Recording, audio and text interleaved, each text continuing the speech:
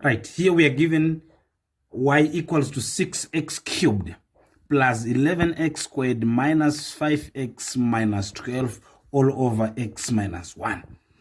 All we need is we must find dy dx, that is, we must differentiate with respect to x. So as we differentiate, can you see you are dividing a cubic function? It is being divided by a linear function.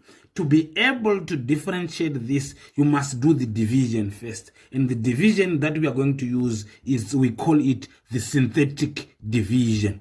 So how do we do the synthetic division? This is the right place to find it. So which means here, you take your minus 1, you write here minus 1 into. Here I'm just worried with the coefficients. So which means there it will be 6, there it's 11, minus 5, and minus 12. Then as I divide, the first part, I'll take this one as it is to the quotient. The quotient is the one that we have on top. So there it's 6. Then I now want the one on top of 11 there. How do we do it? We now say 11 minus open bracket minus 1 times 6. So it's 11 minus this times this, which in this case gives me minus 6 minus 6 minus minus 6 plus 11, which is 17 in this case. So which means there I will have my 17.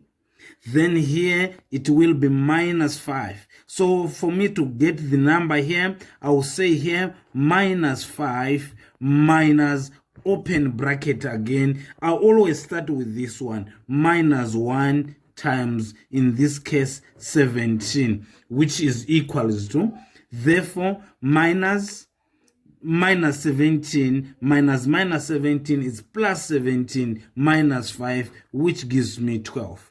So here I will have a 12.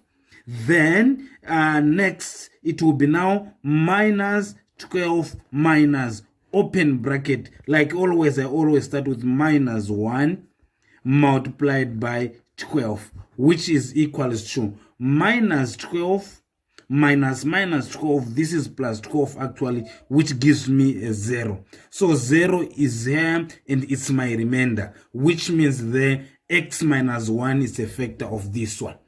Therefore, instead of differentiating the whole of this, I'm not going to differentiate this. I'll just differentiate what I get after division. So what is it that I get after division? It now means y is equals to 6.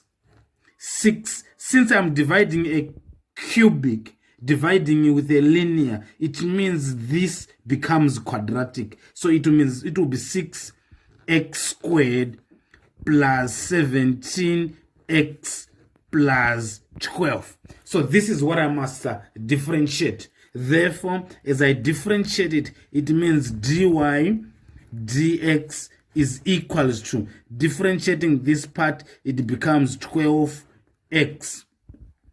Differentiating 17x is plus 17. Differentiating 12 is a constant. That gives me a 0. So this becomes the derivative. Thank you so much. God bless you.